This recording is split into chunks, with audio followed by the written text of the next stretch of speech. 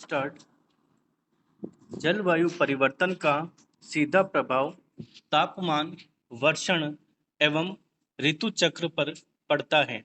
इसका सीधा प्रभाव मृदा, आर्द्रता, जीवाणुओं की उत्पत्ति एवं प्रजनन, पौधों की वृद्धि, पुष्पन आदि पर पड़ता है। इससे एक और जहां नवीन प्रकार की बीमारियों में वृद्धि देखी जा रही है, वहीं दूसरी ओर पौधों की प्रतिरोधक क्षमता भी प्रतिकूल रूप से प्रभावित हो रही है। बाढ़, सूखा, सुनामी जैसी आपदाओं में तीव्र गति से वृद्धि देखी जा रही है। जलवायु परिवर्तन के कारण वर्तमान में खासकर समुद्र तटीय क्षेत्रों के अस्तित्व पर खतरा मंडराने लगा है, क्योंकि वैश्विक तापन की वजह से हिमनदों के पिघलने की दर में तेजी से वृद्धि हुई है। इससे समुद्र का जल स्तर बढ़ता जा रहा है। पर्यावरण एवं पारितंत्र पर भी जलवायु परिवर्तन के दुष्प्रभावों को जैव विविधता पर मंडराते संकट के रूप में देखा जा सकता है। इसकी वजह से सैकड़ों पौधों एवं जीव जंतुओं की प्रजातियां विलुप्त हो चुकी हैं एवं इससे भी अधिक विलुप्त होने की कगार पर हैं। इन सबके अतिरिक्त वैश्विक तापन ने मानव स्वास्थ्य पर भी प्रतिकूल प्रभाव डाला है। आज कैंसर, मलेरिया, डेंगू, चिकनगुनिया, पीत ज्वर, चर्म रोग सहित अन्य संक्रामक बीमारियां अत्यधिक तीव्र गति से प्रसारित हो रही हैं।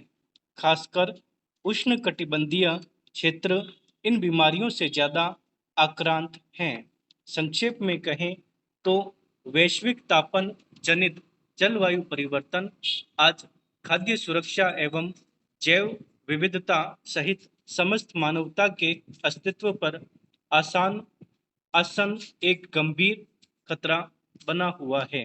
अतः जलवायु परिवर्तन आज वैश्विक समस्या बन गई है, जिसके लिए प्रयास पिछले कई वर्षों से किए जा रहे हैं। जैसे जलवायु परिवर्तन पर निगरानी हेतु अंतर सरकारीय पैनल की स्थापना वर्ष 1988 में यूनाइटेड नेशंस एनवायरनमेंट प्रोग्राम एवं वर्ल्ड मेट्रोलॉजिकल ऑर्गेनाइजेशन के द्वारा की गई, ताकि विश्व की सरकारों को इस संबंध में एक स्पष्ट वैज्ञानिक दृष्टिकोण उपलब्ध कराया जा सके। आईपीसीसी नियमित रूप से जलवायु परिवर्तन के बारे में वैज्ञानिक रिपोर्ट, जिसे मूल्यांकन रिपोर्ट के नाम से जाना जाता है, जारी करता है। आईपीसीसी ने अपनी पहली आकलन रिपोर्ट वर्ष 1990 में जारी की थी, जिसमें जलवायु परिवर्तन को एक चुनौती के रूप में रेखांकित किया गया तथा इसके परिणामों का सामना करने हेतु अंतर्राष्ट्रीय समन्वय की आवश्यकता पर बल दिया गया।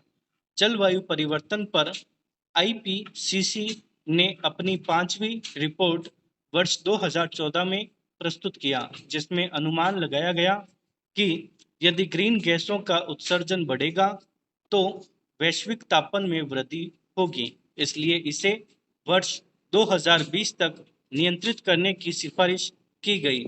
जलवायु परिवर्तन से संबंधित कई वैश्विक सम्मेलन भी हुए हैं, जिनमें कुछ महत्वपूर्ण सम्मेलनों की व्याख्या निम्नवत है। संयुक्त राष्ट्र संघ द्वारा ब्राजील की राजधानी रियो डी जेनेरो में वर्ष 1992 में पर्यावरण और विकास सम्मेलन आयोजित किया गया। इसे पृथ्वी शिखर सम्मेलन भी कहा जाता है। इसमें सतत विकास का नारा दिया गया और विकास एवं पर्यावरण संरक्षण के मध्य तालमेल की बात करते हुए व्यापक कार्रवाई योजना के रूप में एजेंडा 21 स्वीकृत किया गया। इसके पश्चात वायुमंडल में ग्रीन हाउस गैसों के उत्सर्जन को कम करने हेतु अंतर्राष्ट्रीय स्तर पर एक महत्वपूर्ण समझौता किया गया जिसे क्योटो प्रोटोकॉल के नाम से जाना गया। इसकी उद्घोषणा वर्ष 1997 में की गई थी। वर्ष 2005 में मॉन्ट्रियल सम्मेलन हुआ जिसमें वर्ष 2012 तक ग्रीन हाउस गैसों के उत्सर्जन को कम करके 1990 के स्तर तक लाने, पर्यावरण कोष बनाने आदि पर सहमति बनी। जलवायु परिवर्तन पर वर्ष 2010 में कानकून सम्मेलन हुआ जिसमें विकसित देशों के साथ विकासशील देशों ने वर्ष 2020 तक ग्रीन हाउस गैसों में 20-25% कटौती करने पर सहमति जताई। वर्ष 2012 में ब्राजील के रियो डी जेनेरियो में रियो प्लस 20 का आयोजन किया गया। इसमें ग्रीन इकोनॉमी को अधिक महत्व दिया गया। इसके साथ ही पर्यावरण को स्वच्छ रखते हुए समष्टि अर्थव्यवस्था तथा सतत पोषणीय विकास को अपने उद्देश्यों में शामिल किया गया। वर्ष 2014 में पेरू की राजधानी लीमा में जलवायु सम्मेलन संपन्न हुआ जिसमें 194 देशों ने वैश्विक कार्बन उत्सर्जन में कटौती के लिए आम सहमति वाला प्रारूप स्वीकार किया।